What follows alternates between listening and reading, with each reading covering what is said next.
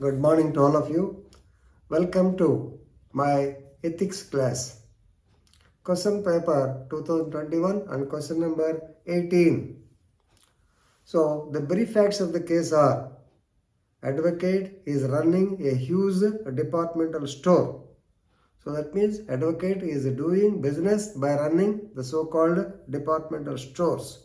This has come to the notice of the Bar Council. Bar Council, they have conducted inquiry and they have suspended him for 1 year.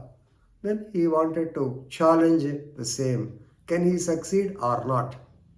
So here the discussion is whether advocate can continue or whether advocate engage in business besides being an advocate. Friends, remember, in the case of Bar Council of Maharashtra versus M.B. Dabholkar, Honorable Justice V.R. Krishna has stated that advocacy is a noble profession. Advocacy is a 24/7 profession. Advocacy should be used for the general public purpose. It's not a business. It's only a profession. It's a noble profession. So before starting my video, please keep these words in mind. Now coming to this point, this is a violation of rule number 47. So advocate personally engaging another business. Now I will read rule number 47. Actually, rule number 47 to 52, they deal with restrictions on other employment. Coming to rule number 47, it provides that an advocate shall not personally engage in any business.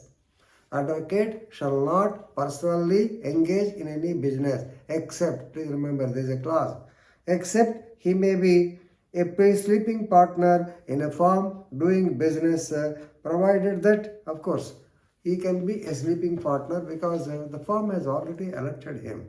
So that means he cannot directly involve, he cannot personally involve in any business.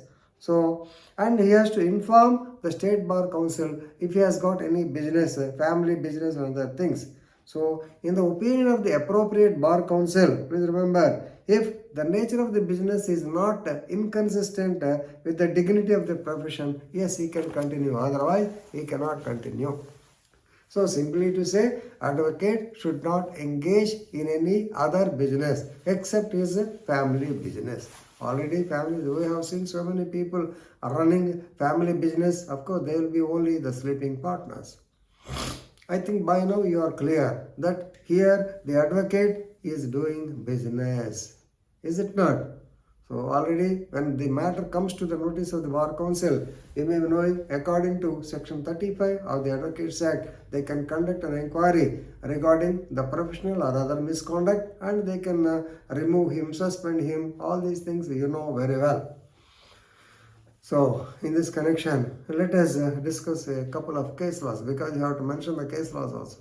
Very famous case law, Babulal Jain versus Subhash Jain, 1986.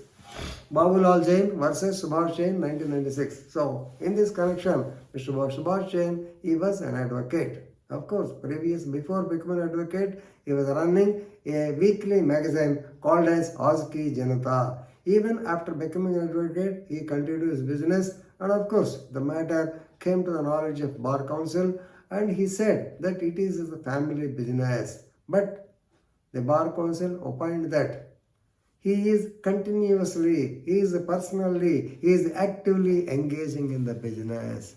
So, advocacy is a noble profession. It is a profession which needs his attention for 24/7. Therefore, he is suspended. So, action taken. Second case law, D.Saibaba Vs Bar Council of India, 2003. It's a peculiar case. D.Saibaba was a physically challenged person. He was given a PCO or a STD booth. STD booth, he was given permission, he was running the STD booth. He got married.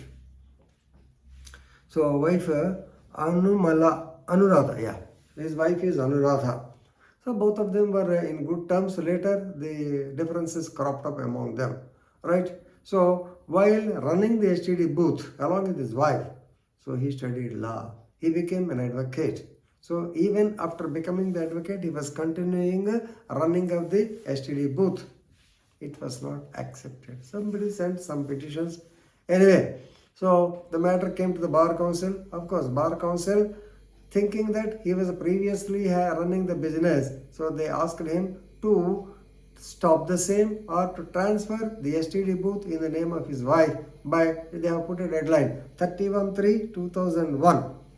So if you do it before that 31/2001, yes, we will continue as an advocate. Otherwise, you will be removed from the roles of the advocate. That is warning they have given.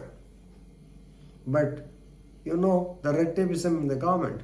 He could not transfer the STD booth in the name of his wife by the particular date, but he could do it on 16/4/2001. So on 16/4/2001, he appeared before the Bar Council. He stated that he transferred, he will be doing only the advocate's practice. But Bar Council did not agree. So ultimately, the matter went to the Supreme Court. Of course, Supreme Court took, in its wisdom, they took a lenient view or they took a generous view and asked him to continue the profession of advocate. So here the important point to outline is advocates shall not engage in any other business. Okay, with this I am concluding. Thank you very much.